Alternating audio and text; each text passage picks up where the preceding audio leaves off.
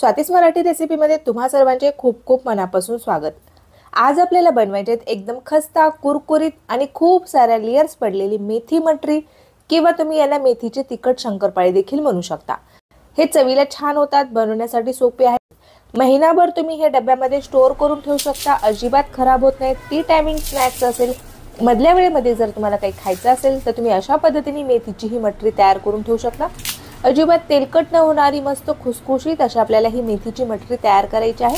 चला तर मग जास्त वेळ न घालता रेसिपीला सुरुवात करूया। जरा सुद्धा मैद्याचा वापर न करता गव्हाच्या पिठाचा वापर करून आपल्याला ही मटरी तयार करायची आहे। या ठिकाणी आपण मेथीच्या भाजीची एक जुडी घेतलेली आहे आणि याचे मी फक्त पानं काढून घेतलेले आहेत। याचे आपल्याला देठ किंवा काड्या घ्यायच्या नाहीयेत। यामध्ये जर तुम्ही काड्याचा वापर केला तर ज्या वेळेला आपण मटरी लाटण्यासाठी घेतो आपली जी पोळी आहे ते लाटताना फाटू शकते, त्यामुळे आपल्याला यामध्ये शक्यतो काड्या न घेता फक्त पानाचा वापर करायचा आहे। आता हे मेथीची जी पाने आहेत ते आपण स्वच्छ अशी धुवून घेतलेली आहेत।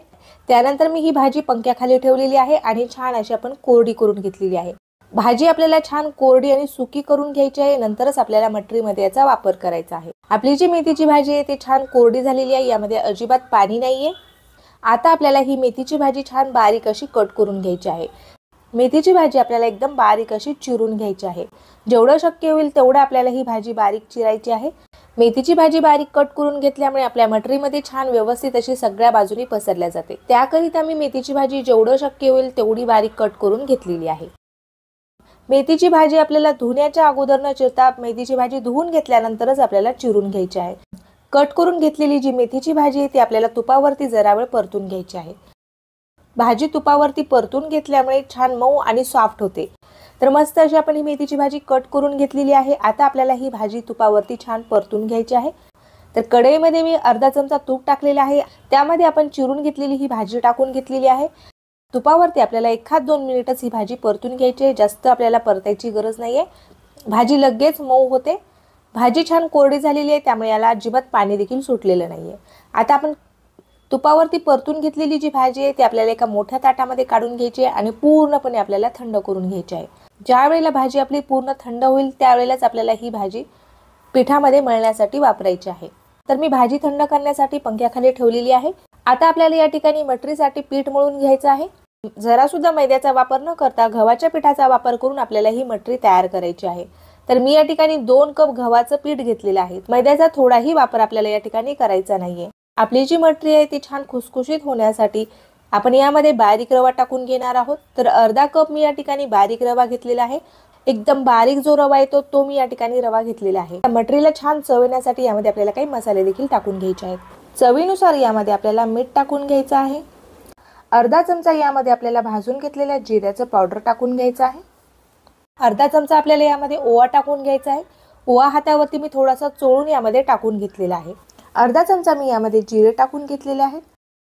अर्धा चमचा आपल्याला यामध्ये लाल तिखट टाकून घ्यायचं आहे। अगदी थोडीशी आपल्याला पाव चमचा हळद टाकून घ्यायची आहे। हळद जास्त टाकायची नाही, अगदी थोडीशीच टाकलेली आहे मी या ठिकाणी। 2 मोठे चमचे आपण यामध्ये पांढरे तीळ टाकलेले आहेत। पांढऱ्या तिळामुळे आपल्या मटरीला चव छान येते, त्यामुळे मी यामध्ये पांढऱ्या तिळाचा देखील वापर केलेला आहे। आता तुपाचं मोहन टाकायचं आहे, तर 1 चमचा मी यामध्ये तूप टाकून घेतलेलं आहे। तूप आपण घट्ट असलेलं टाकलेलं आहे, त्यामुळे मी या ठिकाणी 1च चमचा टाकत आहे। जर तुम्ही तूप गरम करून वितळून घेतलेलं असेल तर तुम्ही या ठिकाणी 2 चमचे तूप टाकू शकता। जी मेथी आपण थंड करण्यासाठी ठेवलेली आहे ती मेथी आपल्याला यामध्ये टाकून घ्यायची आहे। आता आपल्याला हे सर्व साहित्य हाताने छान चोळून मिक्स करून घ्यायचे आहेत। यामध्ये जे आपण तूप टाकलेले आहे किंवा इतर जे मसाले आपण यामध्ये टाकलेले आहेत ते सर्व आपल्याला पिठामध्ये छान असे मिक्स करून घ्यायचे आहेत। 2 ते 3 मिनिट आपल्याला हे पीठ हाताने छान असं मिक्स करून घ्यायचं आहे। 2 ते 3 मिनिट पीठ मी हाताने छान असं मिक्स करून घेतलेलं आहे। आता थोडं थोडं पाणी टाकत आपल्याला याचा घट्टसर असा गोळा तयार करून घ्यायचा आहे। पीठ जर पातळ झालं तर आपली जे मटरी आहे त्याला लेयर्स पडणार नाहीत, त्यासाठी आपल्याला हे पीठ जे आहे ते थोडंसं घट्ट असं मळून घ्यायचं आहे। तर सुरुवातीला आपल्याला पिठाचा गोळा घट्ट मळायचा आहे, गरज वाटली तर आपण याला थोडं पाणी लावून नंतर पातळ करून घेऊ शकतो। आता हे पीठ जे आहे ते मी थोडं थोडं पाणी टाकत घट्ट असं मळून घेतलेलं आहे। अशा पद्धतीने आपण पिठाचा हा गोळा तयार करून घेतलेला आहे। आता पिठावरती आपल्याला झाकण ठेवून अर्धा घंट्यासाठी पीठ मुरण्यासाठी साईडला ठेवायचं आहे। आता या ठिकाणी मटरीला लावण्यासाठी आपल्याला साठा तयार करून घ्यायचा आहे। एका वाटीमध्ये मी 2 चमचे तूप टाकून घेतलेले आहे। मी यामध्ये 1 चमचा कॉर्नफ्लॉवर टाकलेला आहे आणि 1 चमचा आपण यामध्ये मैदा टाकलेला आहे। तुमच्याकडे जर कॉर्नफ्लॉवर नसेल तर तुम्ही या ठिकाणी तांदळाच्या पिठाचा वापर करू शकता। तांदळाचं पीठ नसेल तर तुम्ही मैद्याचा वापर करू शकता। आणि मैदाही तुम्हाला वापरायचा नसेल तर तुम्ही या ठिकाणी गव्हाच्या पिठाचा देखील वापर करू शकता। तर बघू शकता तुम्ही अशा पद्धतीने हलका फुलका मस्त असा आपला हा साठा तयार झालेला आहे। सुरुवातीला आपल्याला साठा कमीच तयार करायचा आहे, गरज पडली तर तुम्ही आणखीन तयार करू शकता।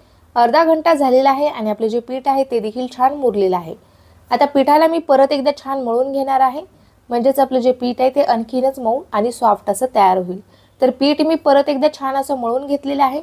आता या तयार पिठाचे आपल्याला 4 ते 5 सारख्या आकाराचे गोळे तयार करून घ्यायचे। तर सारख्या आकाराचे मी या ठिकाणी 4 ते 5 गोळे तयार करून घेतलेले आहेत। 5 गोळे आपले या ठिकाणी तयार झालेले आहेत। आता आपल्याला याच्या पोळ्या लाटून घ्यायच्या आहेत। नॉर्मल आपण चपाती लाटतो तसंच आपल्याला याला लाटून घ्यायचं आहे।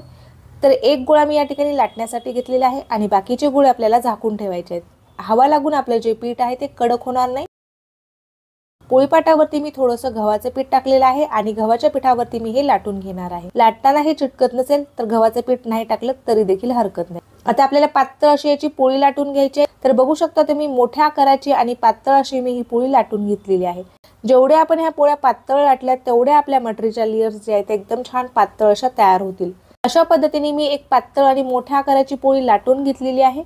आता आपण बाकीच्या राहिलेल्या ज्या पोळ्या आहेत त्या देखील सेम याच पद्धतीने तयार करून घेऊया। एक पोळी मी या ठिकाणी लाटून घेतलेली आहे। आता या पोळीला आपल्याला साठा लावून घ्यायचा आहे। जो तयार केलेला साठा आहे तो पोळीवरती आपल्याला हाताने पसरून घ्यायचा आहे। साठा आपल्याला जास्त वापरायचा नाही, हलक्या हाताने आपल्याला सर्व पोळीवरती व्यवस्थित असा साठा लावून घ्यायचा आहे, पण कमी प्रमाणामध्ये लावायचा आहे। तर थोडासा साठा आपल्याला पोळीवरती पूर्ण पसरून घ्यायचा आहे। हाताने पसरवल्यामुळे साठा कमी लागतो आणि पूर्ण पोळीला आपल्याला व्यवस्थित असा हा साठा लावता येईल। आता यावरती मी थोडंसं कॉर्नफ्लॉवर टाकून घेत आहे। आता पोळीची एक बाजू आपल्याला दुमडून घ्यायची आहे। दुमडलेल्या बाजूवरती देखील मी थोडासा साठा लावून घेतलेला आहे। आता आपल्याला पोळीची दुसरी बाजू दुमडून घ्यायची आहे आणि त्याला देखील आपण थोडासा साठा लावून घेतलेला आहे। आता आपल्याला खालची बाजू एक फोल्ड करून घ्यायची आहे, त्यानंतर आपल्याला वरची बाजू देखील फोल्ड करायची आहे। अशा पद्धतीने आपण चौकोनी आकारामध्ये याची एक घडी तयार करून घेतलेली आहे। आता आपल्याला या ठिकाणी परत याला लाटून घ्यायचं आहे। अशा पद्धतीने आपण घड्या तयार केल्यामुळे आपल्या मटरीला खूप मस्त अशा लेयर्स पडतील। याला आपल्याला आता चौकोनी आकारामध्ये जशी आहे तशी पोळी लाटून घ्यायची आहे। परत पोळी लाटून घेतलेली आहे, पण आत्ताची जी पोळी आहे ती मी जास्त पातळ न लाटता थोडीशी जाड ठेवलेली आहे। तर चौकोनी आकारामध्ये मी या ठिकाणी मोठ्या आकाराची एक पोळी लाटून घेतलेली आहे। परत आपल्याला या पोळीवरती साठा लावून घ्यायचा आहे आणि पोळीचा आपल्याला एक भाग दुमडून घ्यायचा आहे। त्यानंतर आपल्याला पोळीची दुसरी बाजू देखील या ठिकाणी दुमडून घ्यायची आहे। अशा पद्धतीने आपण एक लांबट आकाराची ही घडी तयार करून घेतलेली आहे। आता याला आपल्याला हलकंसं लाटून घ्यायचंय, जास्त लाटायचं नाहीये। ज्या बाजूने थोडंसं जाड वाटत असेल त्या बाजूने आपल्याला याला लाटून घ्यायचंय। तुम्हाला किती रुंदीची मटरी कट करायची आहे त्यानुसार तुम्ही याला पसरून घेऊ शकता।